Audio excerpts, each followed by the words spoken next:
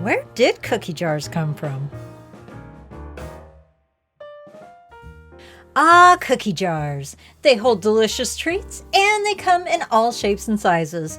But where did they come from? According to all my research, the first cookie jars most likely originated in England during the late 1700s. Originally, they weren't cute and decorative or shaped like animals and clowns. Nope, the original cookie jars were simple and utilitarian. They were glass jars with metal lids. I would imagine they were much like a canning jar. In fact, if you think about the trendy cookie jars you see today, they could be closer to what the original cookie jars looked like than, say, a Cookie Monster cookie jar.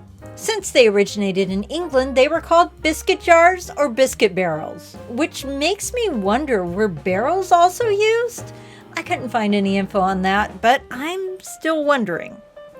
Anyway, here in America, cookie jars really started becoming popular during the Great Depression. Stoneware was really popular at the time, and they started being decorated with floral designs and pretty patterns.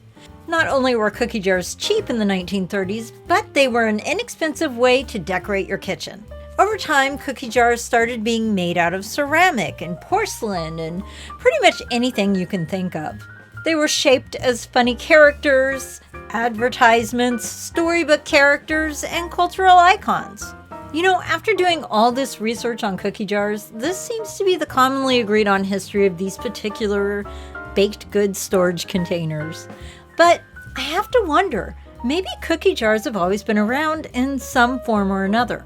I mean, it's just a place to store baked goods, and baked goods have always had to be stored, so they were probably just always around. I mean, cookie jars are probably as old as, well, cookies. Anyway, that's all for today. Let me know what you guys think in the comments down below, and I'll see you next time.